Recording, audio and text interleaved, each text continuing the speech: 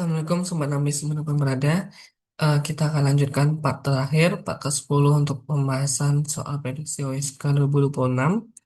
Sebelumnya, bagi teman-teman yang ingin memesan file soal ini, silahkan bisa mengisi link formulir yang ada di deskripsi YouTube berikut. Dan jangan lupa untuk share serta subscribe YouTube ini dan juga untuk disebarluaskan informasi ini ke teman-teman kalian yang ingin mempersiapkan OSK 2026 ini. Kita lanjutkan soal nomor 46. Apabila neraca transaksi berjalan atau current account itu mengalami defisit, tetapi cadangan devisa itu meningkat. Cadangan devisa itu adalah kepemilikan mata uang asing atau kepemilikan mata uang luar negeri gitu ya. Normal ini biasanya adalah dolar. Maka semakin tingginya kita memiliki mata uang asing dan mata uang kita memiliki defisit, apa yang terjadi? Nah, yang terjadi adalah pertama itu B, arus modal masuk melebihi defisit.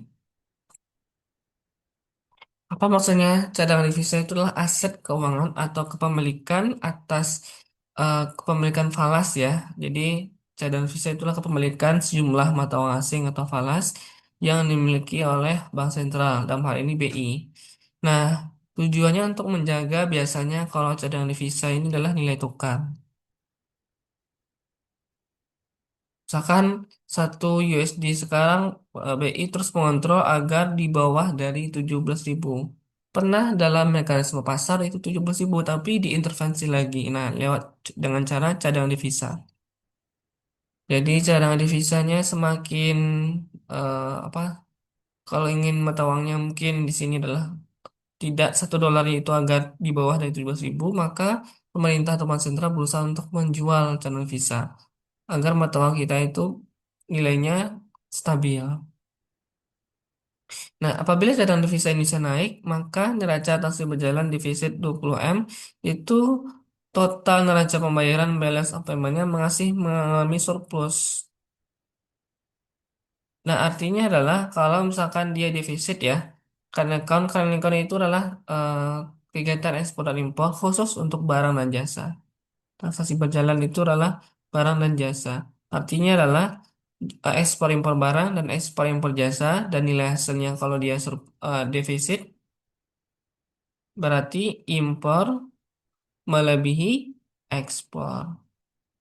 Misalkan katakanlah kita mengimpor 20M, yang kita ekspor cuma 17M. Nah, kita defisit kurang lebih 3M gitu ya. Nah, tetapi cadangan devisa kita meningkat atau kepemilikan mata uang kita masih mata uang asing kita masih tinggi. Nah, jadi yang defisit 20M ini karena cadangan devisa kita meningkat atau kepemilikan mata uang meningkat, ini masih mampu menutupi defisit.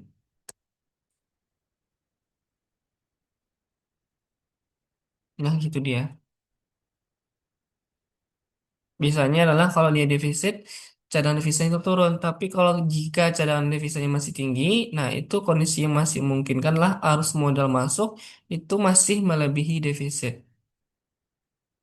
Sehingga cadangan devisa Indonesia naik meskipun neraca transaksinya defisit 20M, total neraca pembayarannya itu masih mengalami surplus. Artinya adalah karena dia cadangan devisanya masih tinggi, itu artinya arus modal masuk itu masih melebihi dari defisit transaksi berjalan. Ya, barangkali yang defisit hanya transaksi berjalan, belum lagi arus modal. Kan untuk mengukur balance of payment itu itu ada beberapa macam. Pertama adalah current account. Nah, ini kan defisit. Nah, yang mungkin barangkali karena cadangan devisanya meningkat. Nah, disinilah peran dari capital account. Arus modal dalam hal ini adalah investasi ya, investasi luar negeri. Foreign direct investmentnya masih surplus sehingga cadangan devisanya meningkat. Arus modal masuk melebihi defisit di transaksi berjalan. Jawabannya adalah B. Oke, adik-adik kita lanjutkan soal nomor 47. Berikut beragam penerapan studi antara mikro dengan makro. Nah, di sini biasanya adalah dia menanyakan salah satunya. Kalau ditanyakan mikro berarti yang membahas bagaimana dari tiga kolom berikut yang termasuk studi mengenai mikroekonomi. Mikroekonomi adalah studi yang membahas bagaimana perilaku individu, baik perusahaan pemerintah, punya individu ya, dalam hal ini adalah misalkan perusahaan, konsumen dan sebagainya. Nah, contoh yang A, kenaikan harga komoditas cabai karena di sejumlah daerah. Nah, kalau komoditas cabai ini satu barang, berarti belum terjadi inflasi. Ini adalah mikro. Pertumbuhan ekonomi jelas ini makro. Kemudian yang B, perusahaan OSN, individu ya, berarti ini adalah mikro. Inflasi berarti adalah sejumlah barang, tidak hanya cabai, berarti sejumlah barang, dalam hal ini komoditas sangat banyak. Ini adalah studi mengenai makro. Perusahaan ekspor A, perusahaan individu berarti mikro, sedangkan pemerintah yang moneter fiskal inilah studi mengenai makro. Untuk mikro berarti A1, B1 dan C1. Jawabannya adalah A, mohon maaf ini typo ya. B ini mestinya ya. Oh ya, B ini A1, B1 dan C1. Tapi belum dituliskan ya. Di sini jawabannya adalah A1, B1, C1 itu B. Oke, lanjut soal nomor 48. Super ambition country implements fixed exchange rate. Artinya adalah dia menerapkan kurs tetap. Nah, untuk US dollar, ketika permintaan publik terhadap dolar meningkat, jadi semakin tinggi permintaan dolar, biasanya adalah semakin terapresiasinya mata uang dolar dan semakin terdepresiasinya mata uang negaranya. Nah, karena dia meningkatkan impor, impor-impor yang beli barang luar negeri, sehingga permintaan kebutuhan mata uang dolar tinggi, sehingga mata uang dolar mengalami apresiasi di sini. Nah, bank sentral karena dia menetapkan fixed exchange rate gitu ya. Nah, kebijakan apa yang bisa dilakukan agar mata uangnya tetap gitu ya, tidak terdepresiasi? Tentu, kalau misalkan di sini dia ingin fixed exchange rate, jawabannya adalah dia harus menjual kembali mata uang dolarnya. Jadi kalau dia kan ketika kebutuhan dolar meningkat, mata uang dolar mengalami apresiasi dan mata uang negeri mengalami depresiasi. Nah, agar kembali lagi ke awal, fixed interest rate gitu ya, tidak terdepresiasi, bagaimana dia harus menjual gitu, dolar, mengurangi kebutuhan terhadap dolar, nah, dan membeli mata uang dalam domestik, jadi membeli rupiah. Nah, itulah caranya kalau misalkan ketika rupiah mengalami terdepresiasi, pemerintah melakukan menjual dolar, menjual falas dan membeli rupiah lewat cadangan devisanya. Jawabannya adalah A. Oke, dua soal terakhir kita lanjutkan. Dan investor name Elon Smart gitu ya. Nah, dia ingin menyimpan dalam jangka panjang untuk 15 sampai 20 tahun terhadap sebuah instrumen. Nah, dia memiliki risiko yang kita sebut sebagai namanya adalah moderat. Jadi risikonya adalah risiko moderat.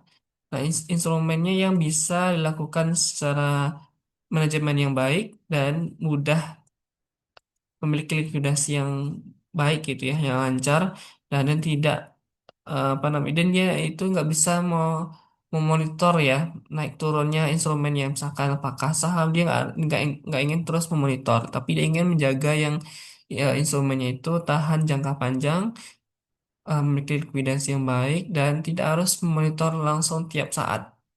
Nah, kira-kira apa yang paling cocok? Yang jawabannya yang paling cocok adalah equity mutual fund atau reksadana saham. Biasanya adalah reksadana saham ini kan wadah gitu ya, manajemen investasi ya, yang memiliki saham-saham di sejumlah, biasanya lah sebagian besar saham-saham blue chip, tapi returnnya itu oke, misalkan setahun 6%, 7% gitu ya. Nah, itu adalah biasanya orang menggunakan reksadana yang sudah memiliki return stabil setiap tahun. Jadi investasi dilakukan untuk tujuan jangka panjang, cocok dengan instrumen berpotensi return tinggi seperti reksadana saham yang tidak memiliki waktu tiap hari memonitor pergerakan pasar.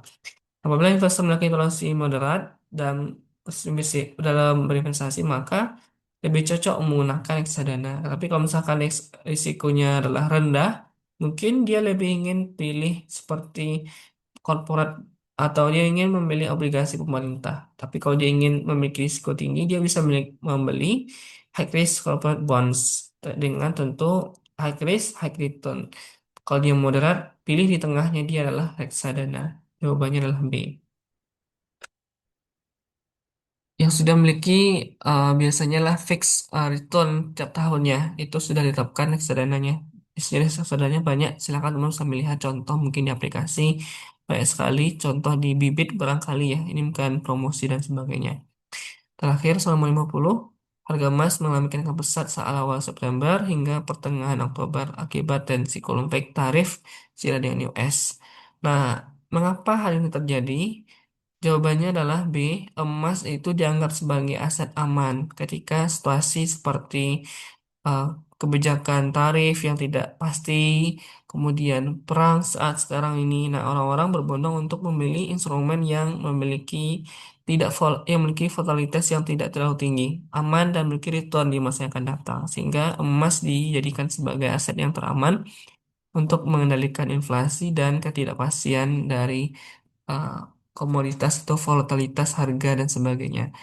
Nah, jadi aset yang memiliki nilai stabil, return yang stabil dan tidak eh, apa namanya tidak terlalu turun ya. Dalam artian emas secara umum dalam jangka panjang memiliki harga yang terus meningkat uptrend sehingga ini menjadikan satu aset yang teraman untuk bagi para investor. Oke, teman-teman, mungkin demikian. Semoga bermanfaat dan bagi teman-teman yang ingin memesan soal ini, silahkan untuk bisa mengklik atau memesan lewat formulir berikut. Demikian, selamat berjumpa kembali dalam kesempatan. Assalamualaikum warahmatullahi wabarakatuh.